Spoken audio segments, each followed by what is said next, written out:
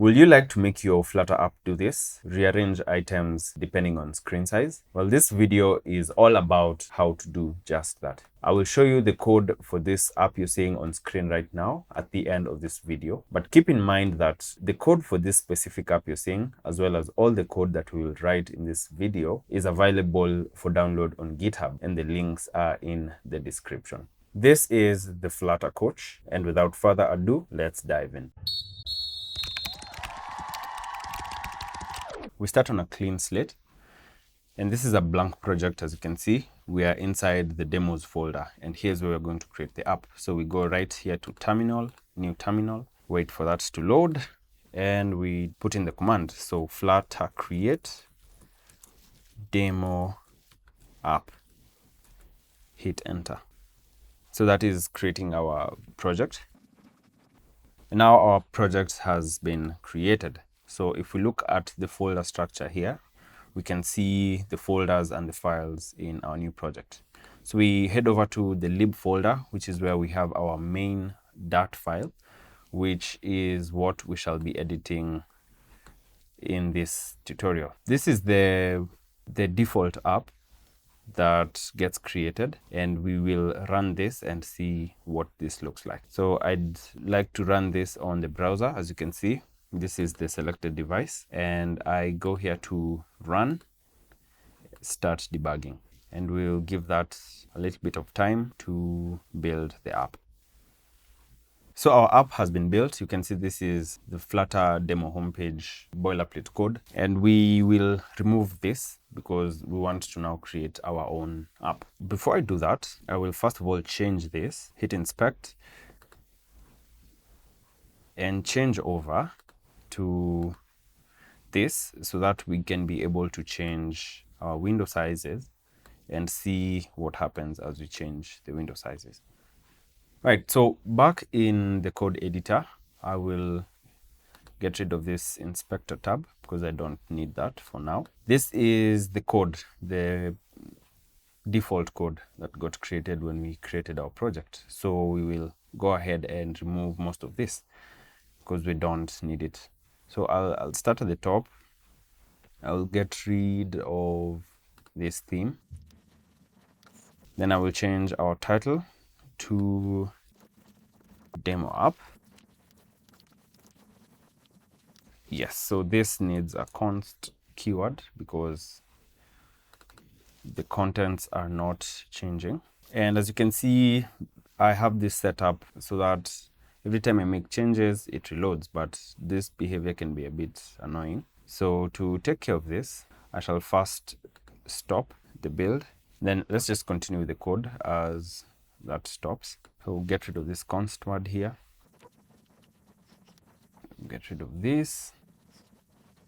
I do not need this for our demo. So that goes. Remove this text. Remove the app bar. Then remove all the contents of the body. So that leaves us with a simple, clean app to work with. So to be able to have widgets that rearrange, we will use the wrap widget. So let me just get rid of this text here. So the wrap widget is what we shall be using. And it has a number of properties, and we shall go through them in a bit. But the most important, or the one we need to start with, is the children property. So these are the widgets that we would like to have inside this wrap widget that will be rearranged depending on screen size. And so we'll go with a simple container widget. And for our container, we shall give that a color, and that shall be red. Shall give it a height of 100 pixels and a width of 100 pixels as well. That's logical pixels. That's what Flutter and many other languages use, not real actual pixel sizes. Then we shall have some text inside to give us the number of this container, because we shall have many containers. And so the text in this first container will be the number 1, and we want to increase the size. And so we shall have a style property. Go with text style. And we shall set the font size to 50. Right, and have the const keyword here because our properties are constant. And so we shall do this same thing, copy paste, so that we can have at least 6 containers. Our second container shall be green, and number 2.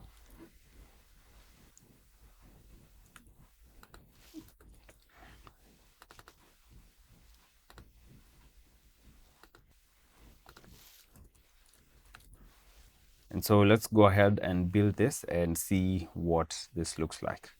And now we can see that our app has been built, and we can see the containers that we just made, each with its own color and number. And when we resize this window, as you can see, the containers rearrange themselves. So we're going to look at the properties of this wrap widget that we can manipulate to get different behaviors in terms of rearrangement of the children of the wrap widget. Now back inside the editor, because we're going to be making some changes and I don't want it to keep reloading each time we make a small change, I'm just going to put a comma just in some random place that the editor thinks is an error. So when it tries to rebuild each time we make a small change, it will not go through until we get rid of this erroneous comma. So the first property that we can manipulate is the spacing property. By the way, if you'd like to know the properties that you can change in a widget, just hit Control and space and you will see all the properties of that widget. And so the first one that I want us to change is the spacing widget. So you could either just select it from that list like this, or you could type it in. And if you hover over the spacing, the word itself, you can see what kind of input it expects. So it expects a double, that is a digit like 0.2, 10.7, 19, anything with a decimal is fine. So we're going to put a spacing of 10 and get rid of this comma here, let the app rebuild, and let's go see what that looks like. Here we can see what the spacing property does. So it adds space between the children of the wrap widget in the direction of the run. So the run is the order, the specific direction of the order of arrangement. So you can see that here we have the containers arranged from left to right.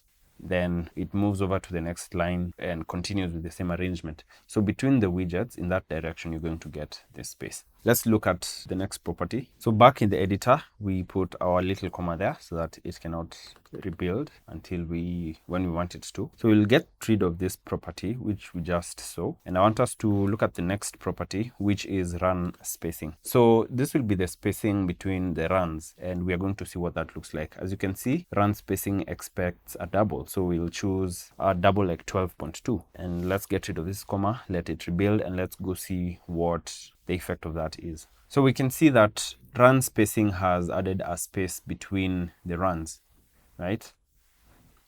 You can see the same thing happens. So this is the first run, the second run, the third run, and we have spaces in between. When we give it a bit more horizontal space, you can see this is the first run, we have a space in between, and the second run. Let's now look at another property. Right, back in the editor, let's put our little comma there. Get rid of run spacing.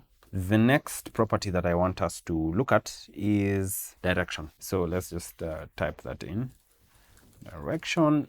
And if you hover over direction, you can see that it expects an axis property, right? So axis.horizontal is an example. So it can either be horizontal or vertical. So the default direction is horizontal, which is what we have. And the other option we have is vertical. And let's get rid of this comma, let it rebuild, and see what that does. We can see that the effect of the vertical direction is that our elements, or the children of the wrap widget, get arranged in a vertical direction. So 1, 2, 3, 4, 5, 6, as you can see here. So if we reduce the vertical extent of our window, you see what happens. The direction is still vertical, but now we have more runs. Let's look at the next property. Are you enjoying this video so far? Consider liking it and subscribing to this channel. Let's go on. Back in the editor, our little comma as usual. Let's remove this and look at another property, which is TextDirection. Now this, if you hover over this, you can see that it expects a TextDirection property. So TextDirection, we have two options, either left to right, which is the normal or the default text direction, or right to left. And so for this, I'll put in right to left so that you can see what actually happens when we change this property. As you can see, the children of the wrap widget are now being arranged from right to left. And if we reduce the horizontal extent of the screen, you see what the effect of that is. Let's look at the next property. Back in the editor, we put our little comma as usual and get rid of that. The next property I want us to look at is vertical direction. This allows you to decide whether you want your elements to be, or the children of the wrap widget for this matter, to be arranged from top to bottom or from bottom to top. And so as you can see, it takes our vertical direction property, and down is the default. So we're going to change it to up and see what that looks like. So vertical, you can either type it in or just click it from that list. So vertical direction.up. Let's get rid of that, let it rebuild. As you can see now, our runs start from the bottom. So we have our first run here and our second run. And if we increase the vertical size of our window and reduce the horizontal size, you see that it maintains that order. So starts from the bottom and goes upwards. So now I want us to combine a few of these properties that we've just seen and see what interesting arrangement or rearrangement behavior we can come up with.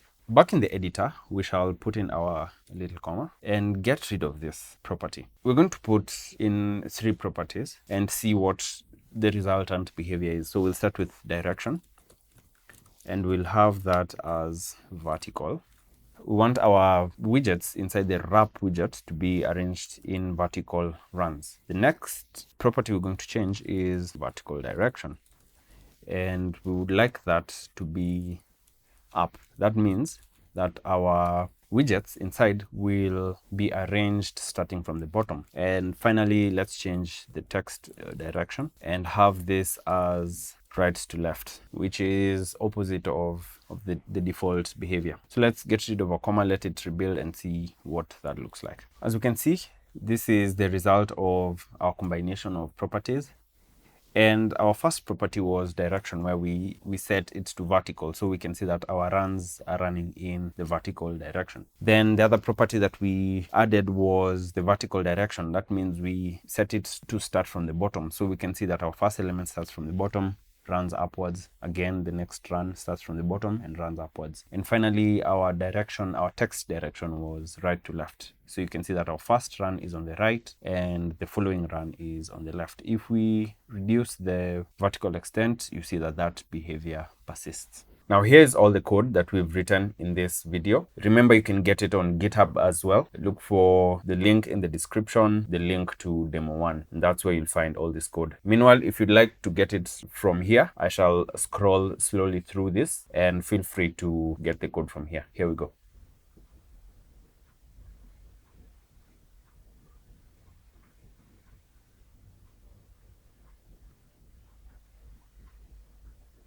For the app that I showed you in the beginning of this demo, here is the code. Remember, you can get it on GitHub as demo 2. So check out the link in the description to demo 2. I'll scroll slowly through this code if you'd like to get it from here. Here we go.